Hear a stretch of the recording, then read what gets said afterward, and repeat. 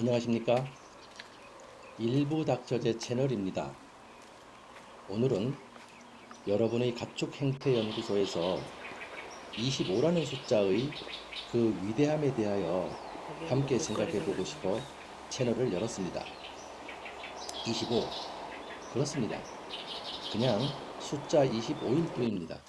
그러나 닭들의 세계에서 25라는 숫자는 매우 중요한 숫자입니다. 어쩌면 생사가 갈리는 문제의 숫자일 수도 있으니까요.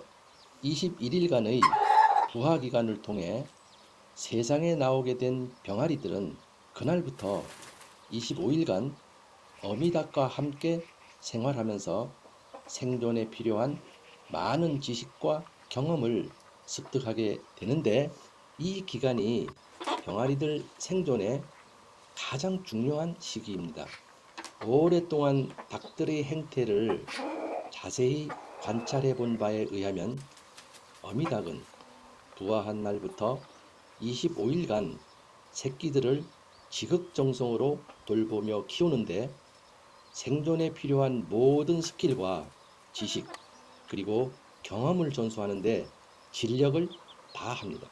자, 그럼 이제 부화 첫날부터 25일간의 여정을 저와 함께 떠나보실까요?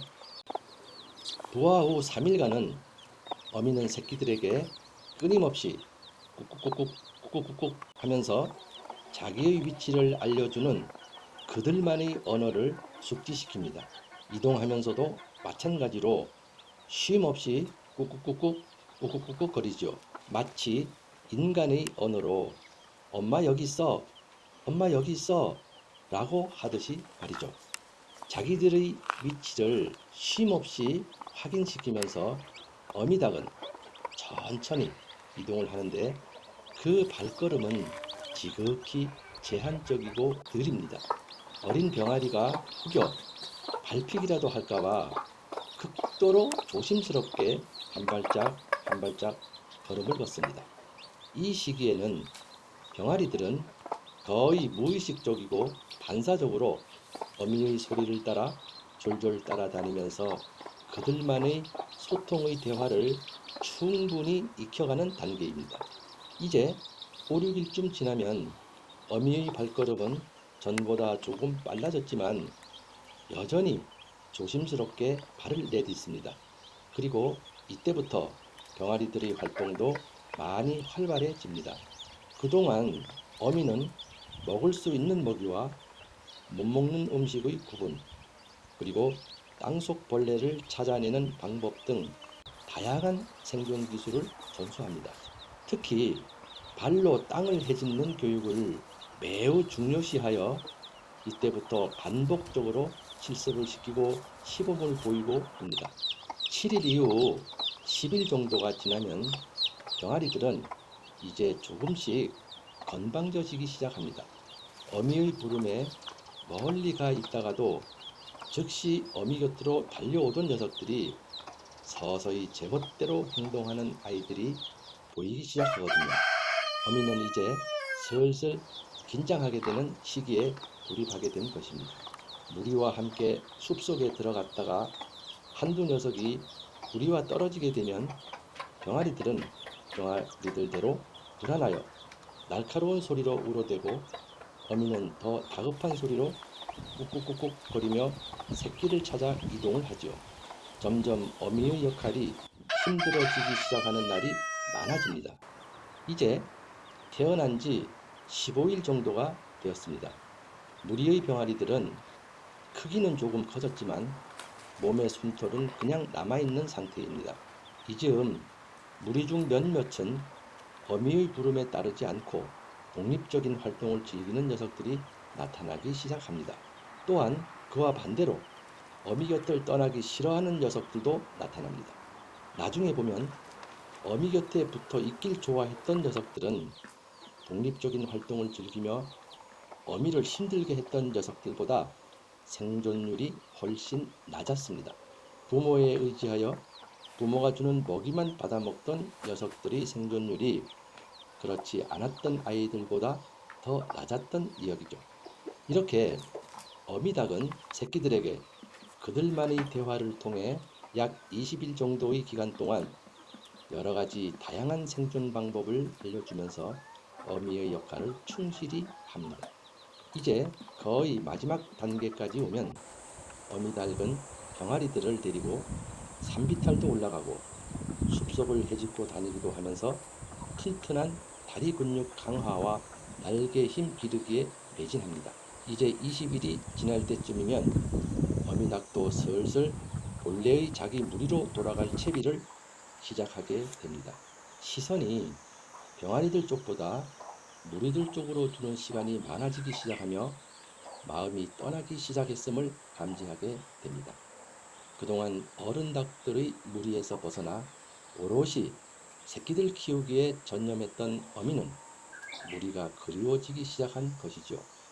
그리고 이때쯤이면 어미도 이 아이들이 독립해도 되겠다고 판단하는 것 같았습니다. 그러나 어미는 끝까지 긴장을 늦추지 않습니다. 어미에게는 마지막으로 가르쳐 주어야 할 아주 중요한 한 가지 생존 기술이 더 남아 있으니까요.